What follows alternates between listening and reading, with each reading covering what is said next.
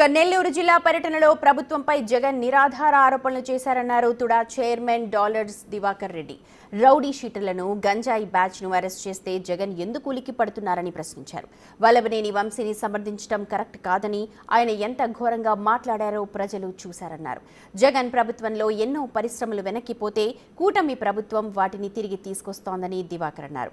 ఏపీలో సుపరిపాలన అందిస్తున్నామని, కక్షపూరితంగా వ్యవహరిస్తున్నామని జగన్ అనడం విడ్డూరంగా ఉందన్నారు. ఇప్పటికైనా వాళ్ళు 2019 ఎలక్షన్లో 151 సీట్లతో ప్రజలు మీకు అధికారాన్ని ఇస్తే 5 సంవత్సరాలు తిరగక ముందుగానే 11 సీట్లతోనే మిమ్మల్ని పరిమితం చేసేస్తే దానికి కారణం ఏందనేది అట్లీస్ట్ మీరు తెలుసుకోనేటువంటి పరిస్థితుల్లో ఉండి ఈరోజు కూడా మళ్ళీ అదే విధంగానే అదే మాటలే ఒక పెద్ద చిన్న ఏమీ లేకుండా నోటికి ఎట్టొస్తే అట్లా మాట్లాడి ఒక పార్టీకి అధ్యక్షుడిగా నువ్వు అట్లే మాట్లాడుతున్నావు. నీ పార్టీలో ఉన్నటువంటి మాజీ ఎమ్మెల్యేలు కావచ్చు, మాజీ మంత్రులు కావచ్చు, వాళ్ళు అట్లే మాట్లాడుతున్నారు.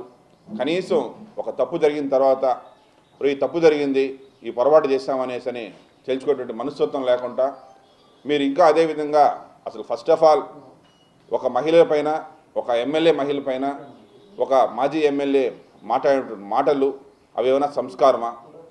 అట్లాంటి మాటల్ని వెనకేసుకొని అట్లాంటి మనిషిని వాళ్ళు చూసే రావటం అనేది పెద్ద తప్పు.